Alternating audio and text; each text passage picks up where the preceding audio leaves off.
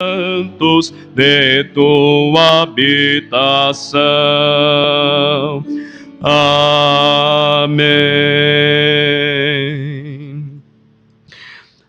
A pergunta de hoje, ela trata sobre aquela afirmação do credo apostólico que diz: eu creio na Santa Igreja Católica ou na Santa Igreja Universal. Pergunta 54 é: o que crês sobre a Igreja ou sobre a Universal Igreja de Cristo? O que é que você crê quando afirma este credo? É importante aqui destacar o seguinte: a palavra católica, ela foi apropriada, ela foi utilizada por muito tempo pela Igreja de Roma, a Igreja Romana. E geralmente quando nós ouvimos a expressão Igreja Católica, nós já olhamos para Roma e para toda a sua apostasia, superstição, idolatria, enfim. Contudo, a palavra católica quer dizer universal. E este é um conceito bíblico a respeito da Igreja de Jesus Cristo que antecede a Igreja de Roma. Ou seja, a Igreja de Cristo, ela é católica e a palavra católica quer dizer universal. E hoje, tanto a palavra católica como universal fica até complicada da gente usar se os termos não forem bem explicados. Mas a gente não pode permitir que aqueles que usam de maneira errada se apropriem de um termo que é nosso. A Igreja de Cristo, formada pelos fiéis, redimidos, salvos por Jesus e que servem ao Senhor Jesus, a Igreja de Cristo, ela é a verdadeira Igreja Católica. Ou seja, ela está espalhada sobre todas as partes do universo. Então não tenham receio de dizerem que são católicos. Vocês e eu somos os verdadeiros católicos, católicos reformados. A reforma protestante resgata o verdadeiro conceito de igreja católica e apostólica. Na realidade, a Igreja de Cristo, ela não somente está em todos os lugares, por isso é reconhecidamente católica, mas ela é apostólica porque foi fundada ou ela está alicerçada no fundamento dos apóstolos. Os apóstolos de Jesus Cristo que fundaram a igreja, tendo Jesus Cristo como a principal pedra, a pedra angular, a pedra do fundamento real, o verdadeiro fundamento da igreja. Então, quando vocês ouvirem o pastor Alain repetir a palavra católica, vocês já sabem agora que quando você diz eu creio na igreja católica, você crê na igreja de Cristo espalhada sobre toda a face da terra. Eu creio na igreja universal, não é na seita universal chamada Igreja Universal do Reino de Deus, uma sinagoga de Satanás, não. Você crê na Igreja de Cristo espalhada sobre toda a face da terra. Eu contei uma vez uma história para vocês, ela é sempre interessante repetir quando nós usamos esse conceito de catolicidade. Certa vez um dos nossos missionários da nossa denominação, a Igreja Presbiteriana do Brasil, missionário Ronaldo Lidório, pastor Ronaldo, ele primeiramente foi plantar uma igreja entre uma tribo africana, no Ghana, na África, chamada de Concombas. E antes de chegar entre os Concombas, o reverendo Ronaldo, ele chegou em outras tribos e ele acreditava que estava sendo ali o primeiro mensageiro da Igreja de Cristo. Quando ele falou com o chefe daquela aldeia de que ele era o mensageiro de Jesus, o chefe da tribo disse assim: não, mas nós já ouvimos falar sobre Jesus, nós conhecemos a Jesus. E ele aí ficou meio espantado, porque num lugar distante, onde os homens ainda viviam de uma forma extremamente primitiva, eles disseram: não, nós já ouvimos falar sobre Jesus. E aí, como assim? Ele chamou o missionário, levou o missionário até uma árvore frondosa, de um tronco bem grosso, que tinha lá no meio da tribo, ou entre a tribo, e lá ele mostrou uma escultura ou um desenho que foi feito, um brasão, há séculos atrás. Quem já visitou minha sala, já deve ter visto um quadro que ganhei de presente, onde tem um brasão com um cordeiro no meio, hasteando uma bandeira. Foi isto que o pastor Ronaldo encontrou lá na África, num lugar onde ele não imaginava. Esse símbolo identificou ou identificou na história da igreja um grupo de missionários chamados de moravianos. Eles eram luteranos e foram, naquele período, depois da Reforma Protestante, os grandes missionários da época. Os moravianos enviaram jovens por várias partes do mundo. Então, o pastor chegou e concluiu, o pastor Ronaldo, de fato a Igreja de Cristo, ela é católica, ela está espalhada em diversos lugares. Aí, quando ele passou muitos anos lá, ele vem para o Brasil e vai estabelecer um trabalho missionário aqui na selva amazônica. Mesmo missionário, mesmo pastor. Chegou lá, mapeou, vou entrar no lugar onde nós temos tribos não alcançadas. Aí ele sai subindo o rio, aqueles grandes rios amazônicos, por muitos dias. Quando chega em determinado lugar, ele encontra um homem sozinho numa palafita pescando, um caboclo. Aquele homem, por anos, sozinho, da Assembleia de Deus, era um pregador do Evangelho ali, entre os índios. A Igreja de Cristo, ela está espalhada em lugares que nós nem imaginamos. Nós temos tantos irmãos, a nossa família, a família da fé, ela é tão grande que nós nem fazemos ideia. O que nós encontramos hoje nas redes sociais, na internet ou nos jornais, não dá para a gente uma ideia geral, ou dá apenas uma pequena sombra daquilo que na realidade nós vamos encontrar no dia em que Jesus Cristo reunir todo o seu povo. A Igreja de Cristo, ela é muito maior do que nós imaginamos. Então esse é o conceito de catolicidade. E o que é que eu afirmo quando creio que a Igreja de Cristo, ela é católica ou ela é universal? Veja só, que ela está vinculada ao Filho de Deus, Jesus Cristo. Desde o princípio ela está até o fim do mundo. E ele está ligado, o Senhor Jesus Cristo, congrega esta igreja, guarda esta igreja e a protege para si. Vejam que interessante. Por meio de seu Espírito e de sua palavra, Jesus Cristo faz isso, na unidade da verdadeira fé, sendo, portanto, a igreja uma comunidade eleita para a eternidade. E nós somos membros vivos da igreja e nela permaneceremos para sempre. Então vamos olhar aqui com detalhes essas afirmações. Com detalhes. Em primeiro lugar, a igreja é de Cristo e está em Cristo. Vejam só, Efésios capítulo 5, versículo 26. Vamos para lá. Efésios capítulo 5, versículo 26.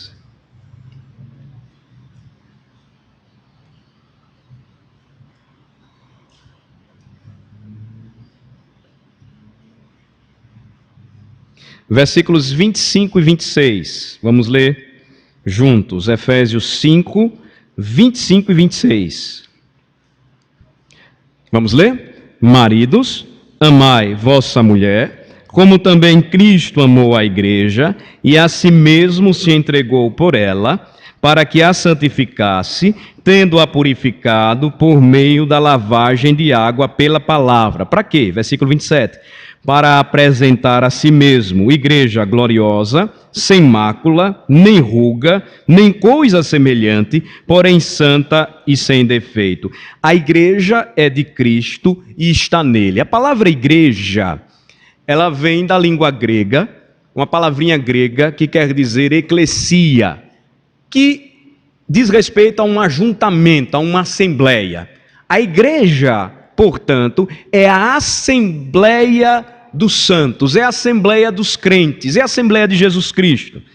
E diz a Escritura que sem o Filho de Deus não existe igreja. E a relação aqui ela é tão bonita que todo o casamento, percebam que a instituição casamento, ela é sagrada porque foi criada por Deus. Ela não é uma convenção, o casamento não foi convencionado pelos povos, por Israel ou pela igreja ocidental, não. O casamento foi instituído por Deus quando ele criou o homem e após ter criado o homem, ele fez uma companheira para Adão do seu próprio lado, da sua própria costela. E esta união entre homem e mulher deveriam refletir a relação gloriosa de Deus com o seu povo. Por isso que Jesus Cristo, quando o apóstolo Paulo ele fala sobre o relacionamento conjugal, ele vai mostrar que o marido deve amar a sua mulher como Cristo amou o seu povo. E aí nós muitas vezes não paramos para pensar em casamento quando falamos sobre Jesus Cristo. De cara nós dizemos, mas Jesus nunca casou. Jesus casou sim. Jesus não casou com uma mulher. Jesus casou com a sua igreja, com o seu povo. Olhem a relação dele. Versículo 25. O marido deve amar a sua mulher, como também Cristo amou a sua noiva, a igreja, e a si mesmo se entregou por ela para fazê-la santa, tendo-a purificado por meio da lavagem de água pela palavra, tendo-a santificado. É como se ele tomasse a sua noiva em trapos, suja, abandonada, e cuidasse dela. E ele fez isso entregando-se por ela, dando a sua vida por ela, de forma que, para que a noiva de Cristo fosse apresentada na eternidade sem mancha, sem defeito, sem coisa semelhante, Jesus Cristo então se entrega por ela. Ele fez isso para que sempre a sua noiva fosse renovada por ele, por seu amor, e que a igreja compreendesse que não pode existir o povo pactual de Deus sem Jesus Cristo. Sem Jesus Cristo não há igreja. Vejam que é um desafio para os homens de Deus, maridos, amarem suas esposas, renovando este amor constantemente, decidindo amá-las assim como Cristo decidiu nos amar, não vendo nada de bom em nós, cuidando de nós, tratando conosco, nos purificando. Nós somos desafiados como maridos a amarmos as nossas esposas e sempre apresentarmos ela diante do Senhor de forma gloriosa, sem mácula, nem ruga, nem coisa semelhante, porém santa e sem defeito. Só um marido que compreende o seu papel e vocação, porque reflete de maneira menor o relacionamento de Jesus Cristo com o seu povo, vai entender porque ele nunca pode dizer que a sua esposa é feia. Sempre bela, sempre bonita, sempre mostrando que mesmo envelhecendo será a amada da sua alma, a amada da sua alma. Então, olhem como esta relação ela é importantíssima e que a infidelidade, ela é então uma prova ou um mau testemunho quando um casal é infiel e quando o marido não obedece o seu papel, não cumpre o seu papel e não faz isso imitando a Jesus Cristo. É um mau testemunho porque ele não está sendo fiel à relação que Cristo tem com o seu povo, que sempre é de fidelidade, de obediência, ou de decisão, de amor, de sacrifício, de cuidado. Sempre esta é a relação do Senhor. E quando nós não fazemos isto em obediência a Ele, nós sempre vamos apresentar uma caricatura distorcida do que deveria ser a nossa relação enquanto maridos. Percebam que pesa sobre os homens uma grande responsabilidade. E aos jovens homens, aqui está um desafio e um incentivo para que sejam a semelhança de Cristo. Sempre seremos imperfeitos, sim, mas procurem viver a semelhança de Cristo e agir do mesmo modo como Cristo trata conosco, a sua noiva gloriosa. Então, além de tomarmos consciência de que a nossa origem está em Cristo, nós precisamos compreender também que o ser da igreja, a liturgia da igreja, os ministérios da igreja, a comunhão da igreja, tudo está em Cristo. Por isso que, da maneira mais simples possível, nós procuramos adorar e exaltar ao Senhor, porque não há espaço para um show de talentos na igreja. Não há espaço para o meu momento. Não há espaço para a minha oportunidade. Há espaço para uma comunidade de crentes que entendem que a sua origem, o seu ser, o seu culto, o seu ministério, a sua comunhão, a sua vida, tudo está em Jesus Cristo. Então, sem Cristo, nós não somos nada de forma nenhuma. Em Cristo residem o ser, a natureza e a essência da igreja. Olhem só, João capítulo 10, versículo 11. Vejam só comigo. Evangelho de João, capítulo 10, versículo 11.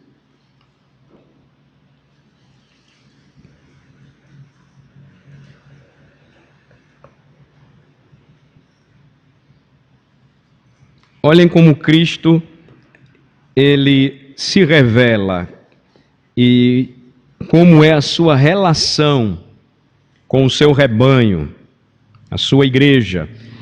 Há uma menção também na Bíblia de Cristo como o bom pastor e o seu povo como suas ovelhas. Em outra relação, nós vamos ver na Escritura, Cristo como a cabeça, a sua igreja como o seu corpo. Por isso que a Bíblia faz essa relação, quando nós lemos Efésios 5, de que o marido, sendo a cabeça, não pode viver separada do corpo, ou seja, do seu corpo, porque ele é um com a sua esposa. Então, se ele a lidera, ele depende dela e ela depende dele. E nós dependemos de Cristo para tudo isso. Aí aqui nessa imagem, ou nessa figura, Jesus é o pastor bondoso e nós somos as suas ovelhas. E o que é que o pastor fez por suas ovelhas? Vamos ler João 10, 11. Eu sou o bom pastor dá a vida pelas ovelhas. Então, Cristo é o Senhor da sua igreja, a sua igreja está nele e ela passa, de fato, a viver, a ter esperança, a ter confiança, a ter certeza de algo maior e melhor por causa de Jesus Cristo. Aqui nós encontramos a relação do Senhor Jesus, mais uma vez sendo apresentado como aquele que deu a sua vida por nós. Ele é o bom pastor e o bom pastor é aquele que dá a vida por suas ovelhas. Veja um contraste aqui apresentado quando Jesus Cristo faz menção do mercenário. Versículo 12, vamos ler. O mercenário, que não é pastor, a quem não pertencem as ovelhas, vê vir o lobo, abandona as ovelhas e foge. Então o lobo as arrebata e dispersa.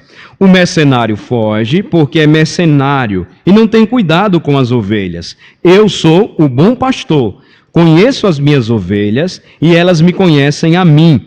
Assim como o Pai me conhece a mim e eu conheço o Pai e dou a minha vida pelas ovelhas. Então, o mercenário, ele não é o bom pastor. Então, qualquer outra forma de religião que tente afirmar ser o caminho que conduz o pecador para o céu, que não seja aquela verdadeira religião que é o ato de religar o homem com Deus e que se dá pela ação mediadora de Jesus Cristo, qualquer outra atitude, qualquer outra figura, qualquer outro Messias que se apresente ou divindade, se enquadra aqui nos versículos 12 e 13. São mercenários. Não tem amor pelas ovelhas. Quando o lobo vem, fogem e as ovelhas dispersas são devoradas. Os pastores de Jesus Cristo, ou subpastores, são aqueles que servem o bom pastor e sempre vão dar às ovelhas a palavra de Jesus Cristo. Os mercenários, eles nunca vão fazer aquilo que Jesus Cristo manda. O mercenário, ele sempre vai querer engordar com a gordura das ovelhas. O mercenário, ele não vai querer servir, mas ser servido. O mercenário, ele vai querer enriquecer com a saúde, com a vida das ovelhas. Então, não é difícil identificar hoje, irmãos, quando nós percebemos como uma grande multidão de mercenários se apresentam como se fossem a solução para os problemas da humanidade. Quando na realidade a Escritura nos convida a Cristo, versículo 14, Ele é o bom pastor. Ele é aquele que conhece as suas ovelhas e as suas ovelhas o conhecem. O grande fenômeno que nós estamos acompanhando hoje, que se repete na história, são ovelhas cansadas, desgarradas, desgastadas, procurando o alimento que vem de Cristo. E não é incomum hoje percebermos que alguns irmãos, então, não conseguem mais continuar em determinadas congregações, porque aqueles que deveriam apontar as ovelhas para o verdadeiro pastor querem assumir a postura ou a posição que pertence a Jesus Cristo. Vejam que Jesus Cristo é quem é o bom pastor. Ele é quem conhece as suas ovelhas e as suas ovelhas o conhecem. Assim como o Pai conhece a Jesus Cristo e ele o conhece o Pai, ele dá a vida por suas ovelhas. Então, é outra passagem aqui também muito bonita que fala a respeito do nosso maravilhoso Redentor. Agora vamos para Efésios 4, versículos 11 a 13. Outra passagem que reforça esta primeira afirmação, esta primeira proposição aí. A igreja é de Cristo e está nele. Efésios capítulo 4, a partir do versículo 11.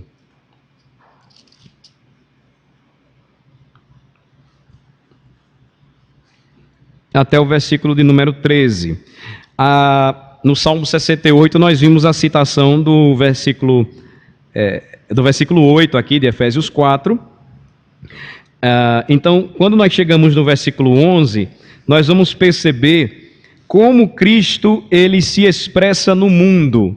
Ele se expressa no mundo pela sua igreja e ela manifesta ao seu Senhor pelo seu culto, pela sua pregação, pelo seu ensino e pela sua unidade. Então, em Cristo residem o ser, a natureza e a essência da igreja. Repito, vamos ler do versículo 11 ao versículo 13. E ele mesmo concedeu uns para apóstolos, outros para profetas, outros para evangelistas e outros para pastores e mestres, com vistas ao aperfeiçoamento dos santos, para o desempenho do seu serviço, para a edificação do corpo de Cristo, até que todos cheguemos à unidade da fé e do pleno conhecimento do Filho de Deus, à perfeita varonilidade, à medida da estatura da plenitude de Cristo. Então, sem o Filho de Deus, nada disso é possível. Ele é quem sobe aos céus, depois de gloriosamente ter ressuscitado, e distribui os dons aos homens, aqui uma referência aos crentes, e estes dons, então, são dádivas presentes que devem ser utilizados para o serviço do reino. Então, aqui, de maneira específica, nós percebemos que aqueles que foram apóstolos e posteriormente profetas, evangelistas, hoje pastores e mestres da palavra, foram dados por Jesus Cristo para o seu povo. Com que finalidade? Versículo 12. Para que os santos fossem aperfeiçoados. Outra palavrinha que a gente não deve ter medo de usar. Quando nós nos referimos aos santos, nós estamos nos referindo aos crentes. E o santo não é um ser impecável. O santo é aquele homem, mulher, criança, jovem, idoso, redimido por Jesus, que está em Jesus, depende de Jesus e foi separado por Jesus para viver para Ele. Então, santo quer dizer separado. Separado e santificado para Jesus Cristo. E a finalidade, então, do aprendizado, do crescimento é aperfeiçoamento para os santos, para que eles desempenhem corretamente o seu serviço. Então você aprende a palavra para viver a palavra e servir ao povo de Deus. E você também é ensinado, e quando você é ensinado, você é edificado como corpo de Cristo. Outra figura aqui também muito comum, da relação de Jesus Cristo com a sua igreja. Jesus Cristo é a cabeça e nós somos o seu corpo. O corpo não pode viver sem a cabeça. Da cabeça vem todos os comandos, todas as ordens, todo o direcionamento. Jesus Cristo, então, é a cabeça da igreja e nós, então, trabalhamos para Ele como partes do seu grande corpo. E vejam o versículo 13 como ele é interessante. Tudo isso acontece para que todos nós cheguemos à unidade da fé, ao pleno conhecimento do Filho de Deus, à perfeita varonilidade, à medida da estatura da plenitude de Cristo. Então, nós percebemos, nós notamos que a igreja, ela manifesta Jesus Cristo pelo seu ensino, pela pregação, pela unidade da comunidade, a unidade da fé. E quando isso acontece, ela não somente é reconhecida como católica, por quê? Porque onde você for, dada algumas diferenças culturais muito pequenas, você vai encontrar uma parte do corpo de Cristo. Lá vai ser pregado o mesmo evangelho, lá vai ser dirigido o culto sempre para a exaltação de Jesus Cristo, lá você vai encontrar os crentes unidos na mesma fé. Eles vão fazer isso porque a igreja é apostólica, ou seja, ela está fundada no fundamento firme dos apóstolos.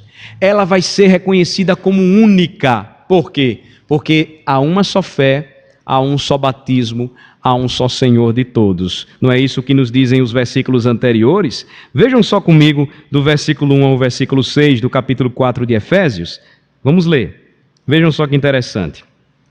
Diz aí nos versículos de 1 a 6. É assim que o apóstolo Paulo abre esta parte prática da carta. Diz assim: rogo-vos, pois eu, o prisioneiro no Senhor, que andeis de modo digno da vocação a que fostes chamados, com toda a humildade e mansidão, com longanimidade, suportando-vos uns aos outros em amor, esforçando-vos diligentemente por preservar a unidade do Espírito no vínculo da paz. Há somente um corpo e um Espírito, como também fostes chamados numa só esperança da vossa vocação. Há um só Senhor, uma só fé, um só batismo, um só Deus e Pai de todos, o qual é sobre todos, age por meio de todos e está em todos. Então, as marcas de uma igreja cristã, que são identificáveis pela palavra, demonstram que aquela comunidade, ela faz parte do corpo de Cristo. Se você identifica uma comunidade que afirma ser igreja de Cristo, e nela você encontra a pregação fiel do Evangelho, você encontra a administração correta dos sacramentos. Cristo deixou quantos sacramentos para a sua igreja? Quantos? 2. Quais são eles? Tem que ser mais rápidos aí. Então, daqui a pouco eu vou falar extremunção aqui. Batismo e Santa Ceia.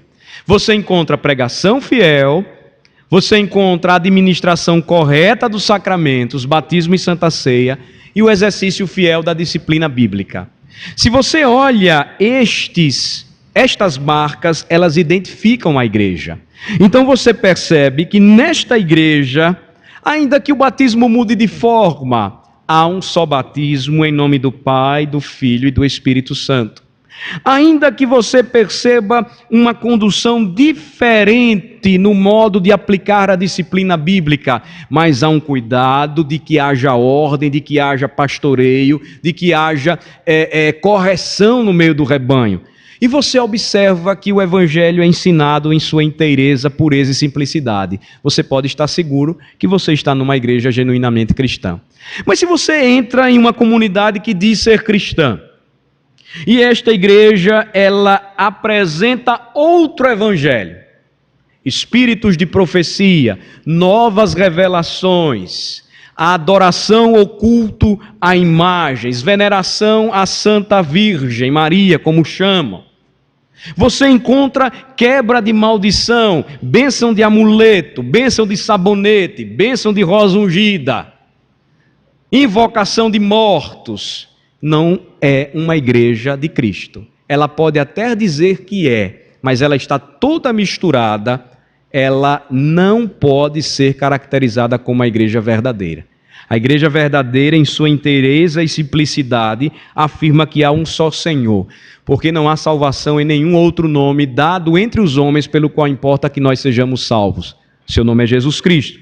Há uma só fé. A fé verdadeira é a fé em Cristo. Você não faz nada para ser salvo, mas você é salvo pela graça. Cristo lhe alcança, lhe liberta, lhe transforma, e a fé que você tem faz com que faz ou leva você a crer em Jesus, é dom dele, presente, dádiva. Você encontra um só batismo, ou seja, você encontra o batismo feito ou sendo aplicado como Cristo ensinou. E então você vai encontrar a verdadeira unidade da fé e do Espírito Santo. É complicado muitas vezes falar sobre esse assunto, irmãos, porque nós encontramos muita mistura hoje.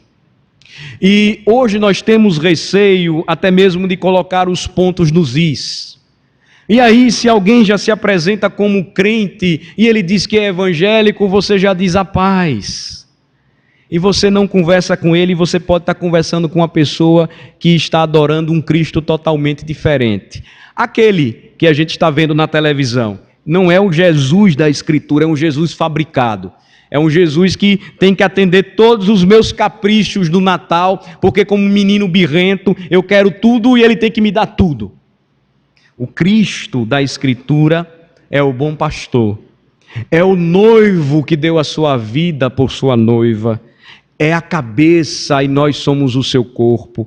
O Cristo das Escrituras é o rei que se humilhou e se fez homem e nasceu entre os homens e que nasce no coração dos homens quando estes o recebem pela fé.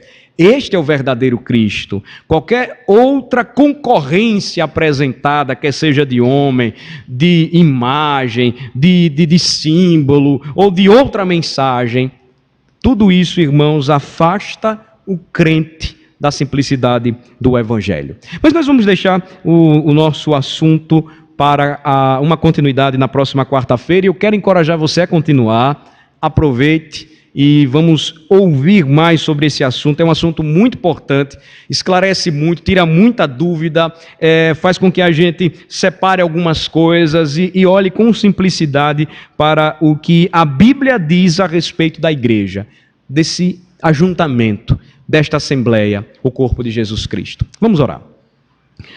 Senhor, agradecemos o privilégio de estudarmos juntos a palavra e aprendermos que a verdadeira igreja de Cristo, ela é católica, porque universal, está espalhada sobre toda a face da terra.